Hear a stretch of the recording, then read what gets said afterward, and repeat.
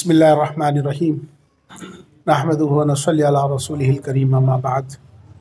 अस्सलामु अलैकुम व रहमतुल्लाहि व बरकातुहू।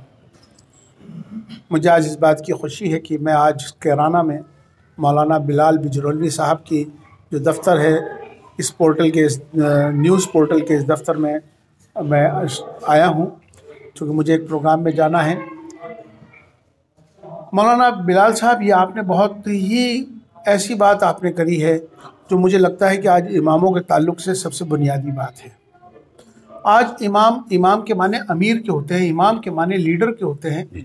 वैसे तो सब इस बात को मानते हैं कि इमाम नायब रसूल है, उसको भी तस्लीम करते हैं, लेकिन अगर उनकी तमाम ज़रूरतों पर जाएं, उनके मसाइल पर अगर जाएं, तो मुझे लगता है कि हमारे माशरे की ये बहुत बड़ी कमी है। इस माशरे की जो कमी है, इसको कौन दूर करेगा, इसको बेहतर कौन बनाएगा? आपने सही फरमाया। हज़रत मौलाना जमील अहमद इलियासी रहमतुल्लाह अलैह, जिन्होंने इस दर्द को समझा, इस दर्द को समझ के इस एहसास उनके जो अंदर आया, उन्होंने जब पूरे हिंदुस्तान का जब सर्वे किया, चूँकि आपने सही फरमाया, सुप्रीम कोर्ट ने कहा कि हम आपको कैसे तस्लीम करें कि आप हिंदुस्तान के तमाम इमामों की नुमाइंदगी कर रहे हैं। तमाम अखबारात के अंदर इश्तहार छपे, तमाम 5 हिंदुस्तान के अखबारों में उन्होंने कहा कि इश्तहार छपने चाहिए और तंजीम रजिस्टर्ड होनी चाहिए। तो 1976 के अंदर ऑल इंडिया इमाम ऑर्गेनाइजेशन की बुनियाद हज़रत मौलाना जमील अहमद इलियासी रहमतुल्लाह अलैह ने रखी और उनके साथ तमाम बड़े उलमा उसमें शरीक रहे। और ये कारवां, एक काम, ये मिशन उनका एक मकसद बन गया अपनी ज़िंदगी का। उन्होंने अपनी ज़मीनें बेची, अपनी साल की जो फसलें आती थी वो बेचकर तमाम उन वकीलों को, हिंदुस्तान के सुप्रीम कोर्ट के उन वकीलों को पैसा देते थे। उन्होंने कहा नहीं, इमामों से मैं पैसा नहीं लूँगा। लोगों ने कहा कि इमामों से चंदा करिए, उन्होंने कहा मैं चंदा नहीं करूँगा, इमाम की हालत वैसी कमज़ोर है। उन्होंने कहा कि अगर मुझे ये काम करना है तो मैं खुद को बेचूँगा, मेरी खुद की शुरुआत होगी।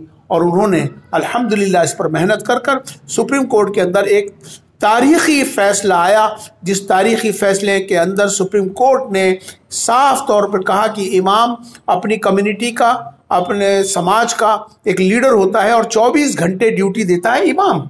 और 24 घंटे ड्यूटी देने के बाद उसकी भी ज़रूरतें हैं। हम उसको तनख्वाह का नाम नहीं लेते, आप उसको नजराना समझ लें, आप उसे हदिया समझ लें, लेकिन आपको इस बात का एहसास तो होना चाहिए कि उसकी बीवी हैं, उसके बच्चे हैं, उनकी ज़रूरियात है।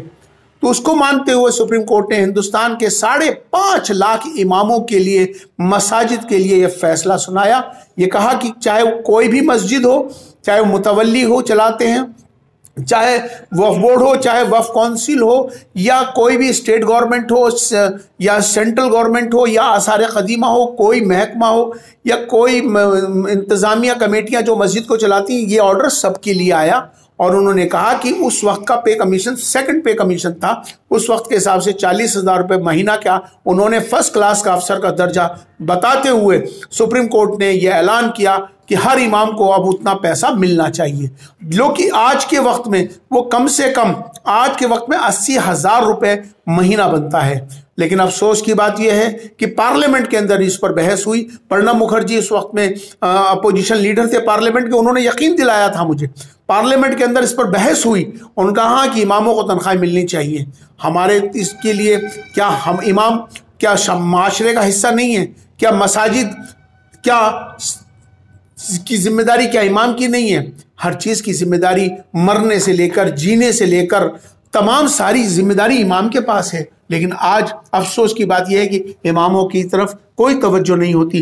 तो मैं आज यहाँ पर आपके इस मौके पर यहाँ उस सुप्रीम कोर्ट के फैसले को याद दिलाते हुए तो मैं कहना चाहता ही हूँ, लेकिन मैं आज ये कहना चाहता हूँ कि माशरे के अंदर जो बुराई पैदा हो रही है, जिस मोहल्ले का इमाम, जिस मोहल्ले के अंदर परेशानियाँ चल रही हों, बीमारियाँ आ रही हों, ये समझ लेना, ये चेक कर लेना कहीं आपका इमाम दुखी तो नहीं है, कहीं आपका इमाम परेशान तो नहीं है, जिसकी वजह से पूरे, चूंकि उस मस्जिद के दायरे में आने वाले हर घर की जिम्मेदारी है। अगर वहाँ पर कोई परेशानी और कोई बीमारी उस इलाके में आ रही है तो समझ लेना, आप चेक कर लेना कहीं आपका इमाम दुखी तो नहीं है। चूँकि इमाम अल्हम्दुलिल्लाह साबिर है, वो किसी से नहीं कहता है, अपनी ज़रूरतें उसकी हैं, अल्लाह से मांगता है और अल्लाह से कहता है, सब्र करता है। तो कहीं उसका सब्र तुम्हारे इलाकों पे तो नहीं पड़ रहा, इसको ज़रा सोचिएगा। آپ اس کا احساس کریے کہ آپ کی زندگی میں یہاں پر ابھی مجھے معلوم ہوا کہ ایک حافظ صاحب نے، ایک امام صاحب نے ایک خودکشی کری صرف اس وجہ سے کہ اس کی ضرورتیں نہیں پوری ہو رہی تھی. ویسے تو حرام ہے، ہمیں میں اس بات کے لیے کہہ رہا ہوں کہ ایک پڑھے لکھے انسان تھے وہ، اللہ تعالیٰ ان کو ان کی مغفرت فرمائے، اللہ ان کے درجات کو بلند فرمائے، اللہ ان کی قبر کو نور سے منور فرمائے. ہم اس بات کو تو مانتے ہیں مولانا کہ یہ حرام ہے، خودکشی حرام ہے، ہم اس کے بالکل مخالف، لیکن اس بات کا احساس تو کرنا چاہیے کہ جو شخص غریبی سے، مفلسی سے، پریشانی سے، کن کن دقتوں کی وجہ اس پر آئی ہوگی جس کی وجہ سے اس نے خود ایسا بڑا غلط کام اس نے کرنا پڑا اس کو. بہرحال میں آج آپ کے اس موقع پر یہی کہنا چاہتا ہوں کہ شروعات کریے اپنے سے، ہم نہیں خود سے اس کو. تو یہاں پر امام کی تنخواہ کم سے کم اتنی تو ہو کہ وہ اپنے ضروریات اپنے بچوں کی پوری کر لے، اپنے تمام ضرورتوں کو پورا کر لے. تو ہمیں اگر معاشرے کو اچھا بنانا ہے تو امام کو اچھا بنانا ہوگا. اگر امام اچھا نہیں ہوگا تو معاشرہ اچھا نہیں ہو سکتا. تو میں یہی کہنا چاہتا ہوں کہ کم سے کم میرا اعلان ابھی فی الحال کے لیے 25,000 روپے کا ہے کہ 25,000 روپے ایک محلے کے لیے کوئی مشکل نہیں ہوتے. 500 روپے اگر ایک گھر سے 500 روپے بھی اکٹھا کر کے محلے کے علاقے کے لوگ اکٹھا ہو جائیں گے تو 25,000 روپے کوئی مشکل نہیں ہے. اس کی شروعات اس محلے سے ہونی چاہیے، اس جگہ سے ہونی چاہیے. اگر امام خوش ہوگا، علاقہ خوش ہوگا، اللہ کی برکتیں آئیں گی. تو اس لیے آج سے یہ اعلان کرو کہ ہر مسجد کے امام کو 25,000 روپے ہدیہ اس کو کم سے کم ملنا چاہیے. باقی ان کی جو بھی ضرورتیں ہیں وہ بھی پوری ہونی چاہیے. اللہ تبارک و تعالیٰ کی بارگاہ میں دعا کرتا ہوں کہ اللہ تبارک و تعالیٰ ہمارے ان اماموں کے لیے جو بھی بہتر سے بہتر ہو سکے، اللہ تعالیٰ ان کے لیے آسانی اور عافیت کا معاملہ فرمائے. اور میں شکر گزار ہوں آپ کا، اور کہ اللہ تعالیٰ نے ہمیں یہاں پر اس بات کا اور آپ تک ہماری اس بات کو پہنچانے کا موقع ملا. اس میں ایک بات یہ ہے کہ گنگیرو کے امام کے بارے میں تھوڑا مغالطہ ڈال دیا گیا. ان کا بھائی کا بیان آ گیا ہے کہ خودکشی نہیں کی ہے، ذہنی ڈپریشن سے موت ہوئی ہے. ان کے بھائی کا ویڈیو بیان آیا کہ میں لایا تھا جا کے. دوسری بات یہ جو اوقاف جو وقف بورڈ ملک بھر کے آپ کے لوگ جاننے والے ہیں، آپ سرکار کے نہیں لیکن افسران کے آپ قریب ہیں. اس میں ہریانہ ہے، اتراکھنڈ ہے، بنگال ہے، اتر پردیش ہے. اور جن لوگوں نے 6 نمبر کا فارم بھر رکھا اپنی مسجدوں کو وقف بورڈ میں کرنے کے لیے، وقف بورڈ مالی جن کے متولی ہیں باقاعدہ، وقف بورڈ مالی مشکلات کا رونا کیا کرتے ہیں کہ ہمارے پاس اتنے پیسے نہیں ہیں کہ ہم اماموں کو تنخواہ دے سکیں. دوسری طرف جو امام کے جو وقف بورڈ کے ملازم ہیں ان کی تنخواہیں 40 سے 50,000 1 لاکھ تک ملتی ہیں. ان کے جو اور کرسی ہیں، میز ہیں، جو ان کا فرنیچر ہے لاکھ روپے کا، وہ سب آ جاتا ہے. وہ کہاں سے آتا ہے؟ وہ اس کام کے لیے کیندری سرکار سے، مرکزی سرکار سے گرانٹ لیتے ہیں، اور سرکار ان کے شوفوں میں، ان کی کرسیوں میں، ان کے کام میں کوئی مداخلت نہیں کرتی، کوئی ہستیکشیپ نہیں کرتی ہے. تو آخر اماموں کی تنخواہ کو لیے وہ مرکزی سرکار سے گرانٹ کیوں لے سکتے؟ کیوں ایسا تنخواہ میں گڑبڑ ہو رہی ہے؟ یہ ایک سوال ہے. دیکھیے، آپ کا سوال بالکل جائز سوال ہے بلال صاحب. یہ درد ہے آپ کا بھی، چونکہ آپ بھی کہیں نہ کہیں مولوی ہیں، آپ بھی اس سے جانتے ہیں، تمام اماموں سے، تمام مدارس سے، مساجدوں سے آپ کا رابطہ ہے. میں آج اس موقع پہ ایک بات کہنا چاہتا ہوں. بھارت سرکار ہو یا راجیہ سرکار ہو، اگر ہمارے وقف بورڈوں کو، ہمارے بزرگوں کی، ہمارے بڑوں کی، ہماری جائیدادوں کو جس طرح سے گردوارہ پربندھک کمیٹی کا الیکشن ہوتا ہے، وہ الیکشن وہ ان کے گردوارہ پربندھک کمیٹی کے نظام وہ اپنے آپ چلاتے ہیں، تو بھیا وقف بورڈ بھی اگر آپ تنخواہ نہیں دے سکتے، ہمیں آپ سے بھیک نہیں چاہیے، ہمیں گرانٹ مانگ کے ہمیں آپ سے بھیک نہیں چاہیے. ہمارے وقف بورڈ اپنے میں اتنے مضبوط ہیں، خربوں روپے کی ہر جگہ جائیدادیں ہماری اتنی پڑی ہیں، اتنی آمدنی ہماری ہو سکتی ہے. لہٰذا سرکار وقف بورڈوں کو ہمارے حوالے کر دے. ہمارا نظام بھی گردوارہ پربندھک کمیٹی کے طرز پر الیکشن ہو اور ہر جگہ الیکشن ہو. تو مجھے لگتا ہے کہ جب وقف بورڈ وہ قوم کے پاس آ جائیں گے تو مجھے لگتا ہے کہ ہمیں کسی سے بھیک مانگنے کی ضرورت نہیں ہوگی. خربوں روپیہ ہمیں خود مل جائے گا. اور ہماری جو زمینیں جو خرد برد ہو رہی ہیں، جو سرکاروں نے خود لے رکھی ہیں، وہ سرکاریں ہمارے زمینوں کو واپس کریں، ورنہ اس کا کرایہ ہم لوگوں کو دیں. ہمیں نہ تو اماموں کو، نہ بیواؤں کو، نہ وقف بورڈ کو کہیں کسی سے بھیک مانگنے کی ضرورت ہی نہیں پڑ سکتی ہے.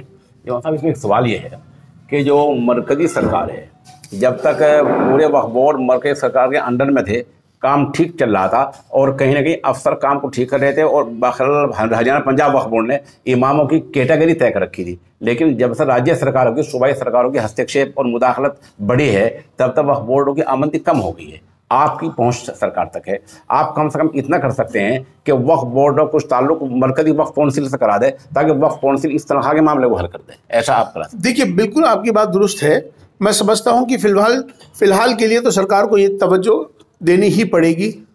चूंकि सरकार के पास वक्फ बोर्ड है तो सरकार अपनी जिम्मेदारी से हट नहीं सकती। सरकार सेंट्रल गवर्नमेंट से, स्टेट गवर्नमेंट से ग्रांट ले या क्या करे, ये उसकी जिम्मेदारी है, चूंकि अब वक्फ बोर्ड उन्हीं के पास है। तो मैं समझता हूं कि जब आप अपने मुलाजिमों को, बाकी लोगों को 50-50 हज़ार रुपये तनख्वाह दे सकते हो तो इमामों को क्यों नहीं दे सकते। तो इसलिए मुझे अफसोस इस बात का होता है कि हिंदुस्तान की जो सबसे बड़ी एशिया की मस्जिद है ताजुल मसाजिद, उस ताजुल मसाजिद भोपाल के अंदर जो इमाम साहब हैं उनको 200 रुपये हफ्ता के हिसाब से तनख्वाह मिलती है, जबकि आर्कोलॉजिकल सर्वे ऑफ इंडिया का चौकीदार जो गेट पे बैठा है उसको 45,000 रुपये तनख्वाह मिलती है। इसी तरह से मक्का मस्जिद हैदराबाद के इमाम साहब को 3,000 रुपये तनख्वाह मिलती है, चौकीदार को उसी की आर्कोलॉजिकल सर्वे ऑफ इंडिया 45,000 रुपये देता है। तो कितनी दुख की बात है ये। आखिर क्या है ये, क्यों नहीं इस आवाज़ को उठाई जा रही है। सरकार जहां मेरी आवाज़ को सुन रही है, इस बात को समझे कि हमें इमामों को जो बेहतर से बेहतर जो तनख्वाहें जो आप अपने मुलाजिमों को देते हैं, इसी तरह से वह इमामों को भी आप उनकी ज़रूरत के मुताबिक दें। और हिंदुस्तान का एक कानून है बिलाल साहब, हिंदुस्तान का एक कानून है जिसको हम मैक्सिमम वेजेस लेबर मिनिस्ट्री का कानून बना हुआ भारत सरकार का, 19,500 रुपये महीना। तो आपको चाहे गरीब से गरीब, कम से कम निचले दर्जे का, अगर आप उसकी ज़रूरत के मुताबिक चाहे तनख्वाह या हदिया कुछ भी देना, यह कानून है 19,500 का। तो 19,500 तो कानून कह रहा है, भारत सरकार कह रही है। और हमारे इमामों को शर्म आनी चाहिए उस वक्फ बोर्डों को जो सिर्फ 2,000, 5,000, 10,000 रुपये तनख्वाह देते हैं। 19,500 तो कानून है इस भारत सरकार का। तो सबसे पहले भारत सरकार के उस कानून को, लेबर मिनिस्ट्री के उस कानून को मानना चाहिए जो कि 19,500 मिनिमम वेजेस का जो कानून है उसको लागू करें। मतलब एक यहाँ मामला खटक रहा है कि 1993 में यानी फैसला आया था सुप्रीम कोर्ट का, फैसला वक्फ बोर्ड ने नहीं माना है, कमेटियों ने नहीं माना है, वक्फ बोर्ड के तहत जो मस्जिदें हैं उनके मुतवल्लिन नहीं माना है।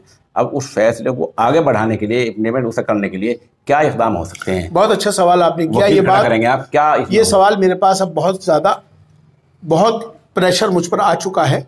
अब मुझे लगता है कि अब मैं पूरे हिंदुस्तान का एक दौरा करने वाला हूँ। तमाम सूबाई हमारी जो तंजीमें हैं उनसे वापस मुझे फार्म इसी तरह से इकट्ठे करने होंगे। कंटेम्प्ट ऑफ कोर्ट मुझे सुप्रीम कोर्ट जाना होगा। सुप्रीम कोर्ट ने मुझे ये कहा है, मेरे लॉयर्स ने ये कहा है कि आपको हर स्टेट के जो सूबे के जो इमाम्स हैं उनके दोबारा से आपको तकरीबन 50-50 मेंबर फॉर्म भर के हमको हलफनामा दाखिल कर दें, हर सूबे से 50। तो वो सारे इकट्ठे हो जाएंगे। 30 सूबे हैं, 31 सूबे हैं हमारे मुल्क के, और उसके बाद हम सुप्रीम कोर्ट में जाएंगे और contempt of court supreme court में दाखिल करेंगे। मुझे लगता है कि एक ही तारीख लगेगी। सुप्रीम कोर्ट अपना फैसला सरकारों के लिए, प्राइवेट के लिए, जहां भी मसाजिद के लिए, मुझे लगता है कि एक तारीख के फैसले को दोबारा से रिव्यू होके इंशाअल्लाह इमामों के हक में बहुत जल्द